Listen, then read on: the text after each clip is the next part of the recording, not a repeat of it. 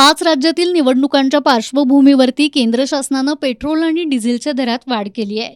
त्यामुळे सर्वसामान्य नागरिकांसह कामगार वर्गाचं आर्थिक कंबरडं मोडलं असल्याचा आरोप कामगार संघटना संयुक्त कृती समितीनं केलाय. महागाई दिवसेंदिवस वाढत असून पेट्रोल डिझेल दरवाढीमुळे जीवनावश्यक वस्तूंचे दरही वाढतायत. त्यामुळे शासनानं तातडीनं ही दरवाढ रद्द करावी अशी मागणी निवेदनाद्वारे करण्यात आली आहे.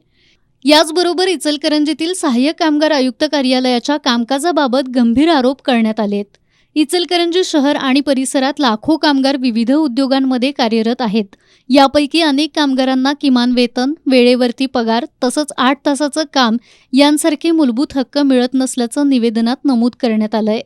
कामगारांच्या तक्रारीचा निपटारा करण्यात सहाय्यक कामगार आयुक्त कार्यालयातील अधिकारी टाळाटाळ करत असल्याचा आरोपही संघटनांनी केलाय.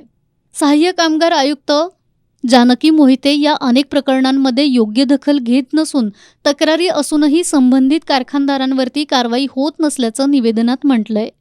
या कार्यालयातही काही अधिकारी आणि कर्मचारी अनेक वर्षांपासून एकाच ठिकाणी कार्यरत असल्यानं कामकाजात पारदर्शकता नसल्याचा आरोप करत या सर्व प्रकारांची सखोल चौकशी करून संबंधित अधिकाऱ्यांची बदली करावी आणि कामगारांच्या तक्रारीचं तात्काळ निराकरण करावं अशी मागणी कामगार संघटना संयुक्त कृती समितीच्या पदाधिकाऱ्यांनी केली आहे. यावेळी कॉम्रेड दत्ता माने, दशरथ मोहिते, राजेंद्र निकम, प्रदीप शाह, शिवाजी भोसले, सुनील बारवाडे आणि कॉम्रेड आनंदा गुरव यांच्यासह संघटनांचे प्रतिनिधी आणि पदाधिकारी उपस्थित होते.